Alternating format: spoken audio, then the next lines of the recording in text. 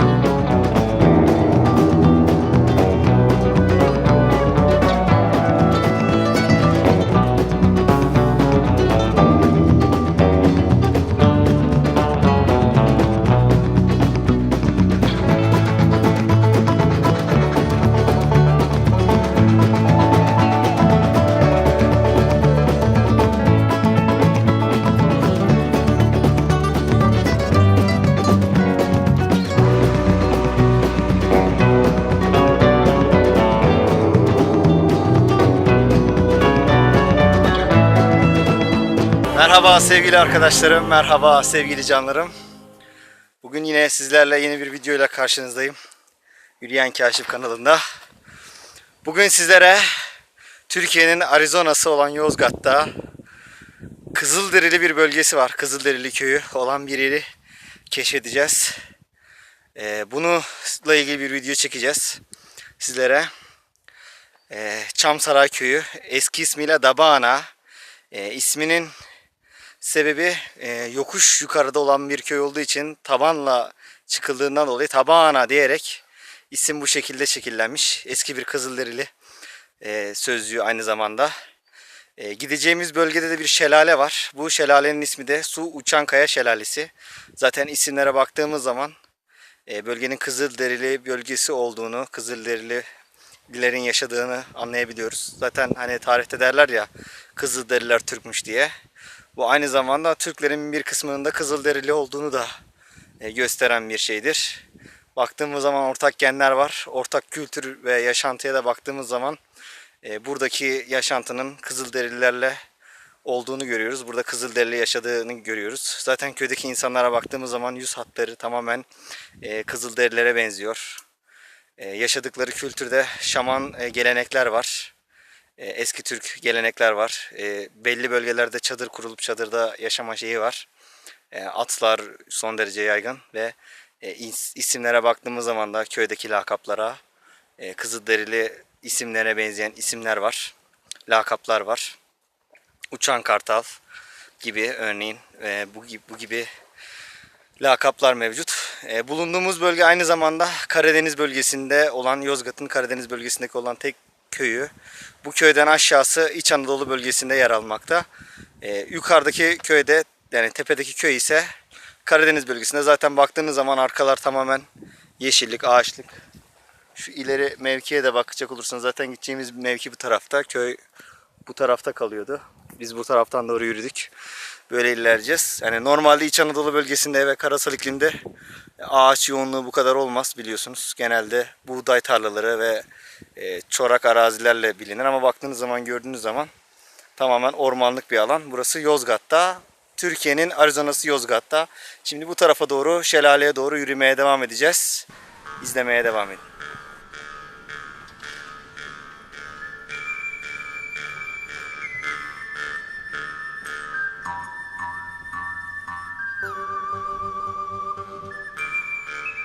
Gideceğimiz şelalenin ismi Su Uçan Kaya Şelalesi.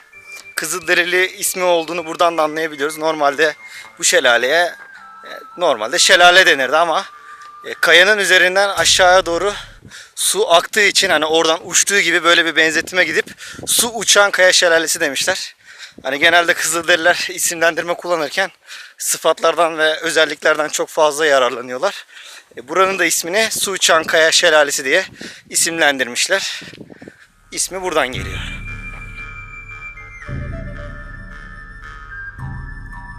Şu anda yaz mevsiminde gittiğimizden dolayı büyük ihtimal şelale suyu azalmıştır. Az bir su akıyordur ya da bilemiyoruz. Gittiğimiz zaman göreceğiz. Ama bahar aylarında gelirseniz çok su akıyor. Hani suyun oradan nasıl uçtuğunu kendiniz görebilirsiniz. Gerçekten enteresan ve ilginç bir şelale. Gittiğimiz zaman beraber keşfedeceğiz burayı. Uçmuyor, su düşüyor. Nasıl düşüyor ya? Su uçuyor işte. Yüksekten aşağı serbest düşüş yapıyor, uçmuyor. Yer çekimini hesaba katıyorsun. Beyinsizler uçtuğunu zannediyor. Yer çekimini hesaba kattığı için diyor ki su aşağıya doğru düşüyor. Doğru, gerçekten de. Newton o zamanlar da vardı. Newton var mıydı o zaman? Vardı o zamanlar. Yer çekimi kanunu söyledi sana. O zaman Newton olsaydı bu şelalenin ismine Su Düşen Kaya Şelalesi derdi, değil mi? Muhtemelen. Ama Kızılderililer Su Uçan Kaya diye uçtuğunu zannederek öyle isimlendirmişler. Arkadaşımız böyle bir bilgiden bahsetti bize. Teşekkür ediyoruz. Yolumuza devam ediyoruz. Yürüyeceğimiz yolda görün. Daha çok yolumuz var. Yanımıza suyumuzu da aldık. Tabi burada domuz çıkma ihtimali çok yüksek. Kurt, tilki gibi hayvanlar da var ama çoğunlukla domuz var.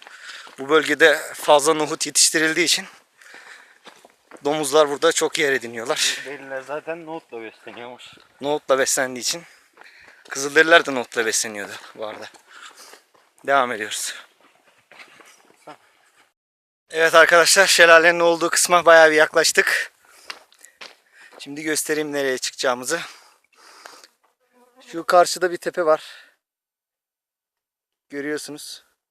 Arkadaki dağın hemen arkası Su Uçan Kaya. Gidiyoruz.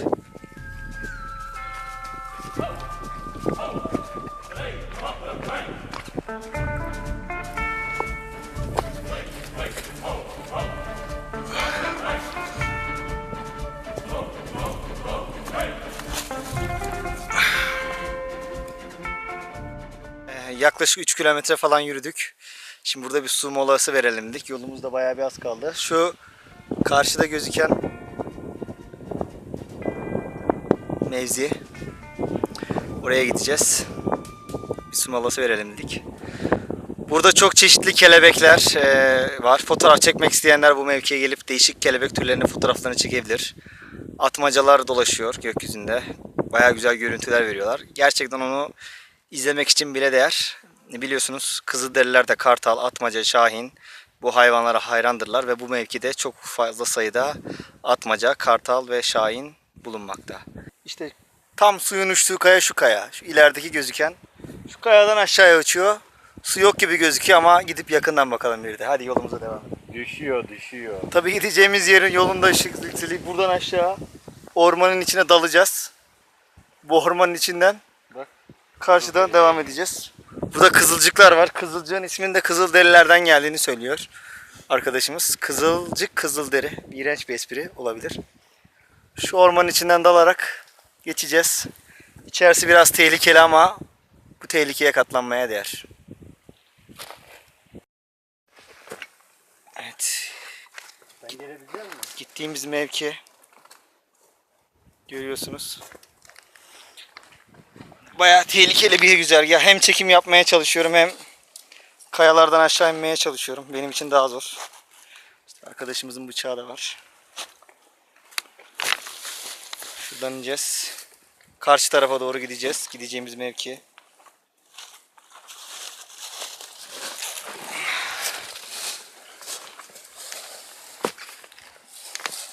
Evet.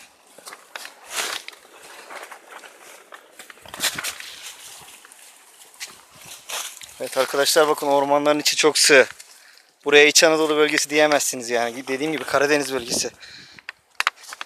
Zaten Kızılderililerin Amerika'daki, Arizona'daki yaşadığı coğrafyaya da uygun bir yer, bakın.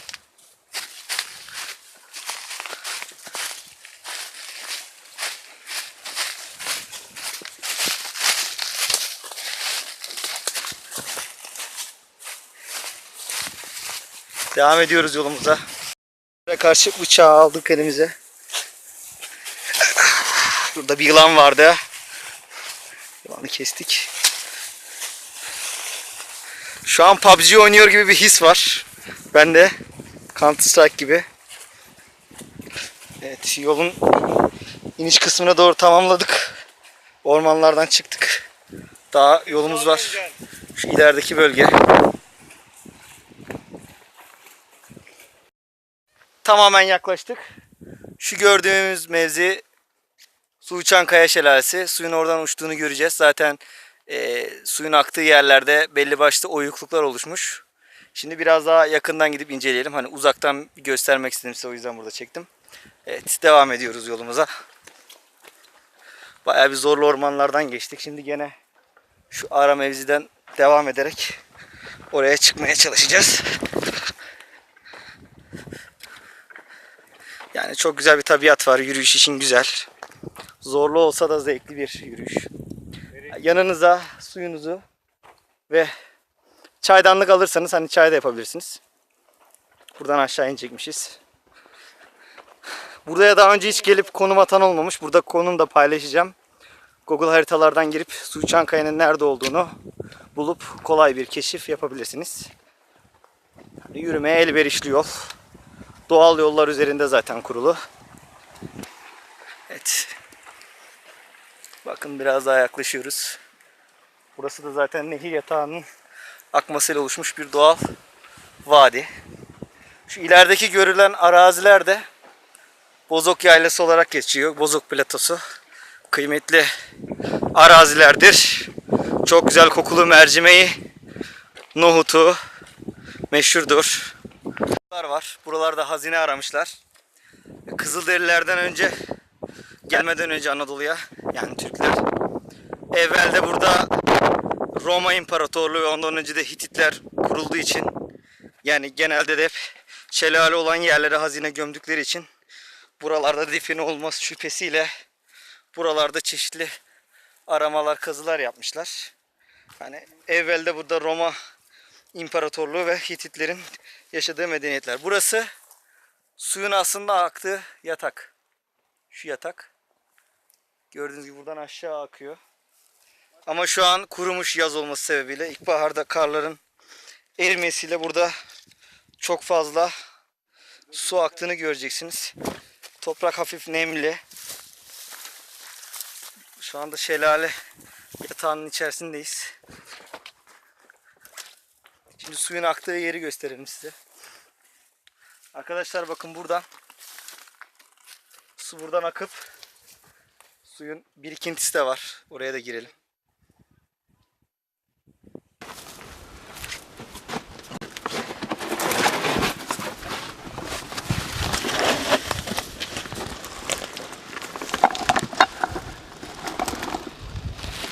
Aktığı bölgenin içine girdim. Bakın suyun kalıntısı biraz burada kalmış kurumadan önceki. Normalde şu aradan gelen su buradan akıp buradan aşağıya doğru düşüyor. Bakın. Suyun düştüğü yer, gördünüz mü? Yüksekten aşağı kaya doğru düştüğü için, zaten buradan böylemesine doğru su fırladığı için demişler ki su buradan uçuyor. O yüzden buraya demişler ki Su Uçan Kaya Şelalesi, yani Su Uçan Kaya diyorlar. Burası da Sivri bölgesi. Sivri diye adlandırmışlar bu bölgeye. Yine Kızılderili adlandırmalarından. Bakın aşağıya göstereyim yaklaşmadan. Şuraya baktığınız zaman zaten su birikintileri gözüküyor. Tekrar içeriye bakın. Suyun geldiği yer buradan. Su buradan böyle geliyor. Buradan akıyor. Ve buradan uçup aşağıya gidiyor ve buraya Su Uçan Kaya demişler. Şimdi aşağı inelim. Bir de aşağıdan yukarıya doğru suyun düştüğü yere ve suyun uçtuğu yeri görelim. Bakalım su uçuyor muymuş, düşüyor muymuş? Buna siz karar verin. Arkadaşlar şu anda tam şelalenin olduğu kısmın alt kısmına indik. Yani aktığı kısma, suyun uçtuğu yere, düştüğü yere indik. Bakın. Buradan akıyor bahar zamanında su. Şuradan aşağı doğru uçup fırladığı yer tam gördüğünüz gibi şurası. Tabi yaz mevsimi kuruduğu için kusura bakmayın. Hani büyük bir şelale beklemiş olabilirsiniz ama Bahar vaktinde buraya gelirseniz buradan gerçekten suyun çok güzel aktığını ve çok fazla aktığını göreceğiz. Şimdi test yapacağız. Bakalım. Su uçuyormuş, düşüyormuş. At! Gördüğünüz gibi su aşağıya doğru aktı, demek ki düşüyormuş. Ama debisi olmadığından dolayı. Tabii kış zamanında, baharda aktığı zaman uçuyor, fırlıyor. O kadar hızlı akıyor ki uçuyor. O yüzden buraya su uçan kaya demişler. Sivri bölgesi demişler.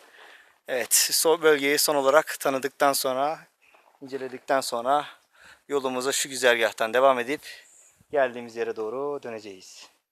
Burada Kızılderili biriyle karşılaştım. Kendisi yüzünü göstermek istemiyor. Bu Amerikalıların yaptığı şeylerden dolayı kendini tanıttırmamak, göstermemek adına suretilerinin yüzlerini gizliyorlar. O yüzden şimdi onunla bir kısa röportaj yapacağız. Birkaç soru soracağım. Buraya neden su uçan kaya deniyor? Omahihara yumeraha omaha simanaha. Peki buranın suyu neden kurudu? Bunun sebebini anlatır mısınız? Sosyal mesajı da verelim. İmahiha. Şimdi güvanana ya ayo ya. Amerikalılar hakkında ne düşünüyorsunuz? Ya. Peki neden Anadolu'ya geldiniz, Amerika'ya gitmeyip? Niye burayı seçtiniz? Ya o yumuzaz jimjahana yona. Hey, era, hey. Ünne ha, zimahane ya, oy ya o. Türkler Kızılderili mi? Yönelim ya. Kızılderililer Türk mü? Hani ha. Bir akrabalığınız olduğunu düşünüyor musunuz?